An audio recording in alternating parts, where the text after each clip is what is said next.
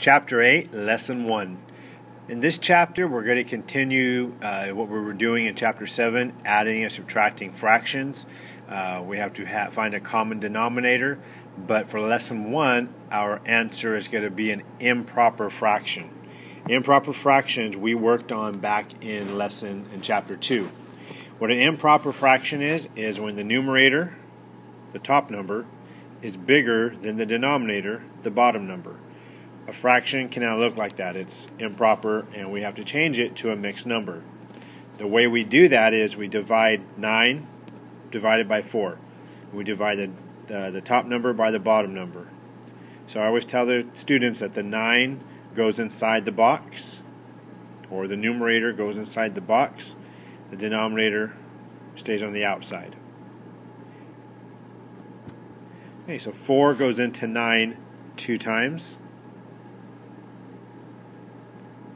We have a remainder of 1. Your remainder always becomes the numerator. So that remainder is going to go right up here on top and will be the numerator. The denominator always stays the same. So here we had 4, and we're just going to put it right there as the denominator. So 9/4, when changed to a mixed number, will be 2 1/4. And again, this was from Chapter 2, so hopefully, since they've done it before, it'll come back to them and they won't have much trouble with it. Here we have 6/4. It's an improper fraction, so we have to change it. Divide the numerator by the denominator, so the numerator goes inside the box. Denominator is outside the box. 4 goes into 6 one time. And your remainder becomes the numerator and goes right here on top.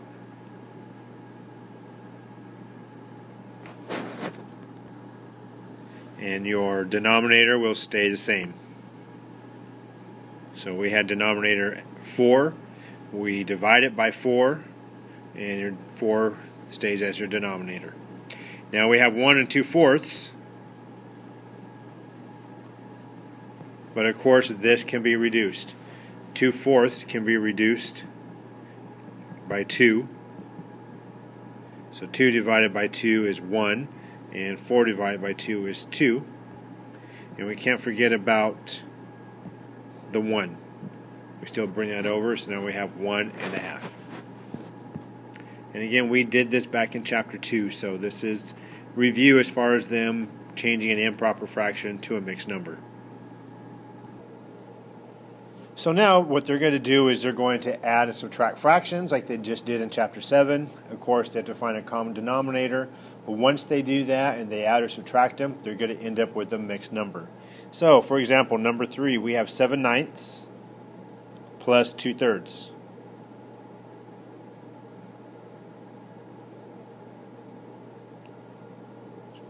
Okay, we can change 3 into a 9 by multiplying 2/3 by 3.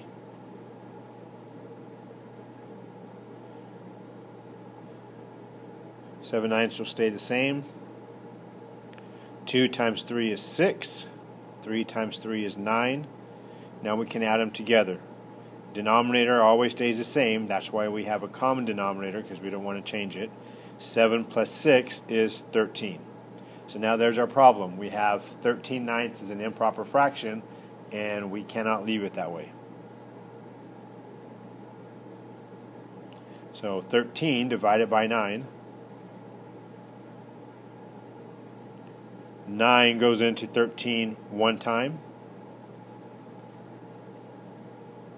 We have a remainder of 4. So of course 4 becomes the new numerator. It goes right there on top. And we keep 9 as the denominator. So our answer for number 3 would be 1 4/9. And that's pretty much what they're doing for Lesson 1. Let's try number 5. 2/3 plus 5/6. I can change a 3 into a 6 by multiplying it by 2. So I'm going to multiply both the 2 and the 3 by 2. And I'm going to get 4/6. And 5/6 will stay the same because I have a common denominator. When I add those together, I'm going to get 9/6. 9/6 is an improper fraction. So when they have 9/6, they can do two things. They can either reduce it first, or they can change it to a mixed number. If they reduce it first, they're going to find a number that goes into both of those, which is 3. 9 divided by 3 is 3. 6 divided by 3 is 2. So we have 2/3. That's still improper, so of course we have to go 3 divided by 2. 2 goes into 3 one time. 3 minus 2 is 1. Again, your remainder becomes the numerator. Your denominator stays the same. So your answer is 1.5. Or they could have done 9 divided by 6 first.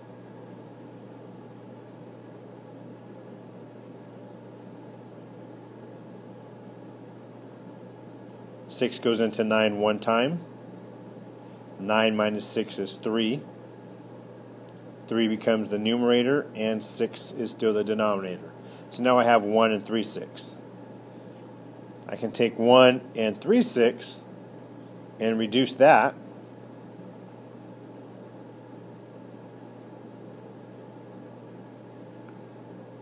Three divided by 3 is 1. 6 divided by 3 is 2. And I just bring my 1 over here, and I get 1.5 as well. So they can do it either way. It depends on which way is easier for them. If they reduce it first, then they just have to divide it, and they're done. If they divide it first, then they have to reduce it, as I just did right now. So number 5 was 1.5. Number 11, we have 1/4 plus 7/8. Of course, 1/4 can be changed, because we have to change the denominator, have a common denominator. So 7/8 will stay the same. I can change a 4 into an 8 by multiplying it by 2. So now I have 2/8. And it's addition. So 2 plus 7 is 9/8. 9/8 cannot be reduced. There are no numbers that go into both of them other than 1. So 9/8, I'm just going to go ahead and divide that. 9 divided by 8. 8 goes into 9 one time. 9 minus 8 is 1. So my remainder becomes my new numerator,